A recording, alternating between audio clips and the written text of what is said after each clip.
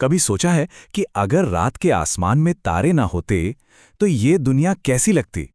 चलिए आज एक ऐसी ही प्राचीन कहानी की दुनिया में चलते हैं जो हमें तारों की पैदाइश और उनकी वजह से ब्रह्मांड में आई व्यवस्था के बारे में बताती है। जरा एक पल के लिए सोचकर देखिए, एक ऐसी रात जहां ऊपर नजर उठाने पर सिवाय घने अंतहीन अंधेरे के और कुछ भी ना हो। कोई टिमटिमाती हुई रोशनी नहीं, कोई इशारा नहीं, बस खालीपन। कहते हैं जब दुनिया नई नई थी तब सूरज और चांद तो थे, लेकिन रात होते ही एक अजीब सा डरावना सन्नाटा छा जाता था। आसमान बस एक काला खाली कैनवस बनकर रह जाता था। और इस खालीपन का नतीजा, हर तरफ अफरा तफरी।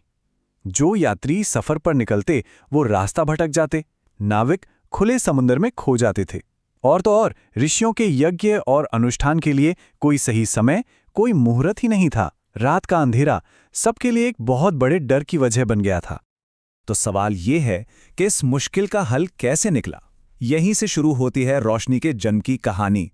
देवताओं ने तय किया कि रात के इस अंधेरे को हमेशा के लिए खत्म करना ही होगा। तो सारे देवता मिलकर पहुंचे सृष्टिकर्ता ब्रह्मा के पास। उन्होंने विनती की कि कोई ऐसा दिव्य प्रकाश बनाया जाए जो इस गहरे अंधेरे को दिशा दे सके। और यहीं से नक्षत्रों के बनने की कहानी की नींव पड़ी। और जानते हैं, जो दिव्य प्रकाश बना उसका नाम भी कितना गहरा है, नक्षत्र। यह शब्द संस्कृत के नक्ष और त्र से मिलकर बना है। इसका मतलब है वो जिसका कभी क्षय न हो, या अनंत प्रकाश। ये नाम ही अपने आप में उनकी अमर प्रकृति को बताता है। जब ब्रह्मा ने अपनी ब्रह्म ऊर्जा से नक्षत्र को बनाया तो उनका रूप अद्भुत था। सोचकर देखिए, उनका पूरा शरीर छोटे छोटे तारों से जगमगा रहा था। सिर पर सप्तऋषि मंडल का मुकुट था और उनके हर कदम से प्रकाश की लकीरें निकल रही थीं। कहते हैं उनकी आंखों में पूरे आकाश की अनंतता समाई हुई थी। तो अब आकाश के ये निर्माता प्रकट हो चुके थे। चलिए अब देखते हैं कि उन्होंने रात में व्यवस्था कैसे बनाई और उस खालीपन को एक मतलब कैसे दिया। आकाश के उस खालीपन में खड़े होकर नक्षत्र ने एक ऐलान किया।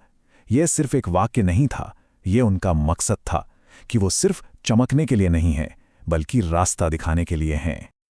और इस ऐलान के बाद उन्होंने बिखरे हुए तारों को संवारना शुरू कर दिया। सप्तऋषि को एक पहचान दी, ध्रुव तारे को स्थिर किया जिससे उत्तर दिशा मिली, और फिर रोहिणी, कृत्तिका जैसे 27 नक्षत्र मंडल बनाए। जानते हैं, इतिहास में पहली बार धरती पर दिशाएं तय हुई थीं। लेकिन जैसा होता है, जहां रोशनी हो वहां अंधेरा भी अपनी ताकत दिखाता है। अंधक नाम के एक असुर ने पूरी दुनिया को फिर से अंधेरे में डुबोने की कोशिश की। उसने अपने मंत्रों से तारों को ढकना चाहा, लेकिन नक्षत्र मुस्कुराए और बोले, हम कोई आग नहीं हैं जो बुझ जाएं, हम तो खुद रास्ता हैं। उनकी इस ऊर्जा के सामने अंधक का जादू एक पल भी नहीं दिख सका। और इसी जीत ने उन्हें एक बहुत शक्तिशाली उपाधि दी, अंधकार विजयी वसु, यानी अंधेरे पर जीत हासिल करने वाले। ये उपाधि उनकी भूमिका को और भी साफ कर देती है। वो सिर्फ इंसानों के लिए नहीं, बल्कि खुद ग्रहों और तारों के लिए भी मार्गदर्शक बन गए। एक बड़ी दिलचस्प कहानी है। कहते हैं एक बार तो खुद चांद ही अपना रास्ता भटक गया था।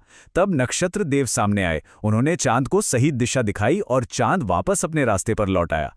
इस घटना के बाद से उन्हें चंद्रपथ प्रदर्शक भी कहा जाने लगा। नक्षत्र ने सिर्फ जगह की दिशा नहीं दी, उनका एक और भी गहरा मकसद था, और वो था समय के रहस्य को खोलना, ब्रह्मांड को एक सुर, एक ताल देना। तो अब सवाल ये उठता है कि ये सारी कहानियाँ, ये ब्रह्मांड की बातें, इनका हमसे, हमारे जीवन से क्या लेना देना है? ये हमारे लिए क्यों जरूरी है?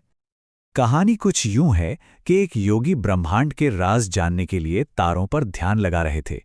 तभी नक्षत्र ने उन्हें कमाल का रहस्य बताया कि समय किसी सीधी नदी की तरह नहीं, बल्कि तारों की गति से चलने वाली लहरों की तरह है। यही ज्ञान यानी नक्षत्र विद्या आगे चलकर वेदांग ज्योतिष की बुनियाद बना। और देखिए, ये कितनी कमाल की बात है कि कैसे ये दिव्य ज्ञान इंसानों के लिए कितना काम का साबित हुआ। लोग मौसम को समझने लगे, साल गिनने लगे, शुभ मुहूर्त पहचानने लगे और ग्रहों की चाल पर नजर रखने लगे। इस तरह कहानी और विज्ञान एक दूसरे से जुड़ गए। तो चलिए अब इस पूरी कहानी का सार समझते हैं। आखिर ये ब्रह्मांड ये रात का आसमान हमें क्या संदेश देना चाहता है? इसमें हमारे लिए क्या ज्ञान छिपा है? अगर हम नक्षत्र के सार को समझें तो उनकी भूमिका कई परतों में है। वो एक ऑर्गेनाइजर हैं जो तारों को क्रम देते हैं, एक गाइड हैं जो अंधेरे में रास्ता दिखाते हैं, एक टाइम कीपर हैं जो वक्त की लय तय करते हैं, और एक पैथ फाइंडर हैं जो सिर्फ सफर के लिए नहीं बल्कि जीवन की यात्रा के लिए भी राह दिखाते हैं। तो इस पूरी कहानी से हमारे लिए क्या सीख है? पहली बात, हर अंधेरे में कोई ना कोई दिशा जरूर छिपी होती है। दूसरी, अगर समय को समझ लिया तो जीवन बदल सकता है। तीसरी, तारे सिर्फ यात्रा का नहीं बल्कि जिंदगी का भी नक्शा हैं। और आखिर में, आसमान के रहस्यों को समझने के लिए एक शांत मन का होना बहुत जरूरी है। और ये एक वाक्य नक्षत्र के पूरे सार को, उनकी शक्ति को बड़ी खूबसूरती से बताता है। यह हमें याद दिलाता है कि जहां भी व्यवस्था, लय और शांति है, वहीं उनका आशीर्वाद है। तो ये प्राचीन कहानी हमें एक बहुत गहरे सवाल के साथ छोड़ जाती है।